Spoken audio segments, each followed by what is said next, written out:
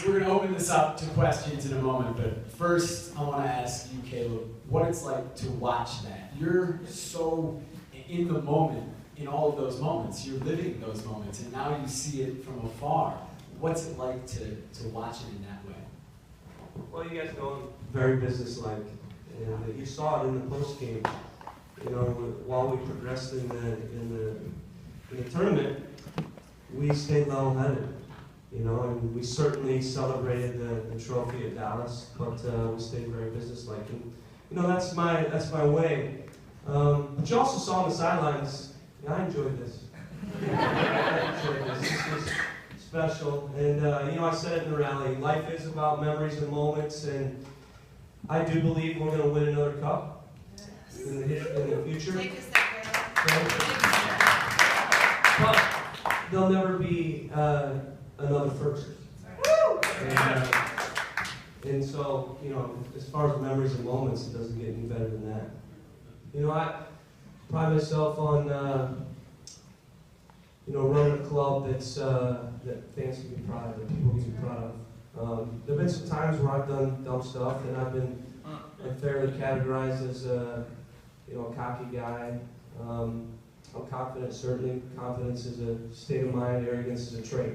And I find myself to be confident, not arrogant. But I've done some things that have categorized me in that way. But I think if you ask the guys, I'll tell you I'm very humble. And if you look at our locker room, we're very humble. And you saw it.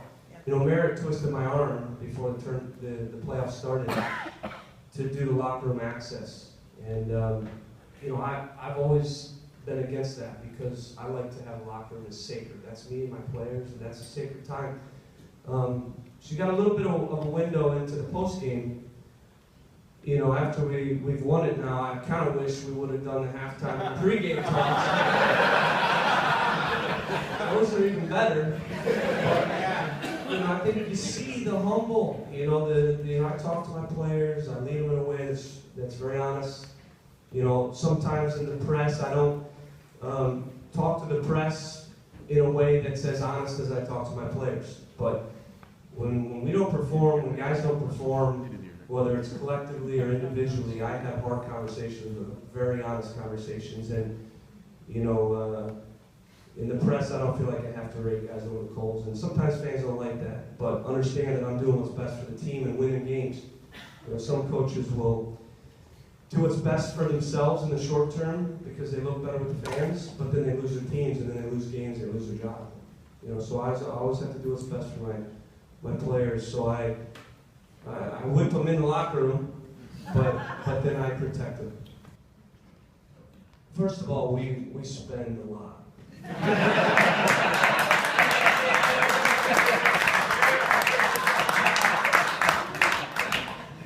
This guy spends a lot. A lot more than a lot of other teams, and a lot more than he has to.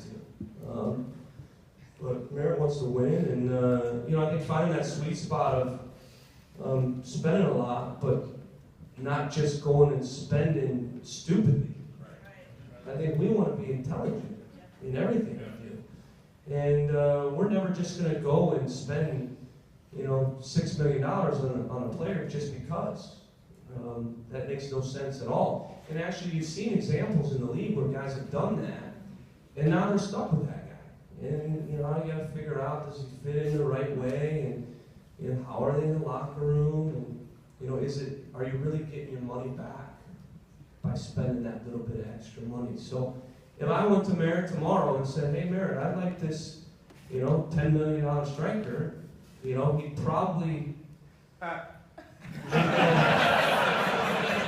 Okay, and they'd probably do it, honestly, you know, but, you know, we talk about it, and we make the right decision to do it, but I think we showed that we've spent a lot of money, and there are certainly some that have spent more, but it didn't work out for them, you know, and you look at this year, you see Columbus, you see New York, you know, some of the best teams, you know, we went through the best teams. You can talk about we didn't play LA, Seattle. Well, Dallas finished #1 in the West, and Vancouver finished #2 in the West, and we beat both of them. So we went through the best teams in the playoffs. So we'll always make good decisions. That's the key. And we will, Merritt will, spend, but only if it makes sense. So I think our model, we showed that it worked. Highs and lows, and obviously I've talked about this in everybody's fishbowl. We have our fishbowl, which is our community, our fans, and it always feels extra low in our fishbowl. If you go in other people's fishbowl and you get on their blogs, it's the same thing. It's MLS. Everybody loses, everybody wins. The key to making it in this league is surviving and making the playoffs, which gives you a chance to win it. And you've seen with my teams, when we get in, we move on. And it's, I've been wired to get in the NCAA tournament and then win. And while it's not the same, the psychology is very much the same. Very much the same. And in this league, that's what it's about. It's about consistently being in the hunt, okay, where you're in the playoffs and obviously always getting in a high seed, of course. Okay, but then once you get in, okay, it's about then moving on. And when we're in a one and done or a multi-leg series, I always like our chances because our organization's good always, and we got a group that has their heads screwed on right. And when you have those two things right, you can win games in advance, and we've shown that. And so that's always going to be, kind of our approach every single year, under my watch. Is we're going to want to have as consistent approach as possible, which means we will lose some games. Everybody does. Everybody does. And it always feels low, and I hate every single one. I've lost way more games in 3 years than I've lost in college. I hate every one, and it kills me. And it kills our players. But the lowest low, I think, was Kansas City. We lost 1-0.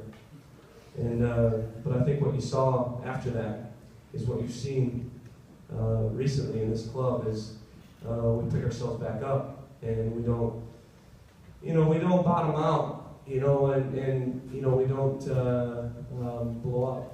We get better. We respond positively through those moments, as hard as they are, as bad as it hurts, and we turn around and we go to Salt Lake and win a massive game, 1-0. And then we turn around LA and beat at the time, their supporters shield, I believe, are right there at the top. And we smashed what I thought was the best team in the league, 5-2. That game, for me, was huge because it gave our team the belief that they could be the best team if they performed in that manner. And I thought the Kansas City game was huge because I've always felt when you have games like that happen with the double posts, and it's funny, you went with LA's championships and you went with Kansas City's championship, you could find those same moments. It's not unique, although we make it unique with the double post. That's a little unique, but you'll find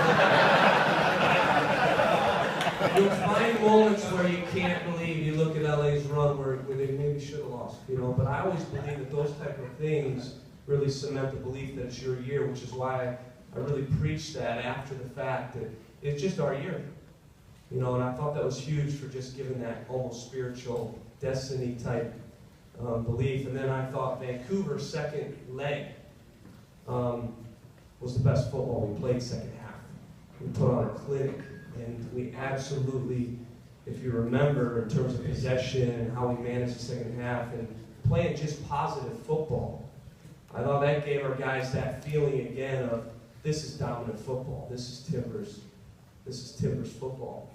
So those are some of the moments that I think happened along the way. But certainly there were low ones. They hurt at the time.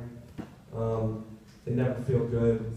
You wake up in the morning and you think to yourself, this is awful. And you guys all hurt too. But trust me, I think I heard it even a little more. It's my job. It's my job. And it's my livelihood.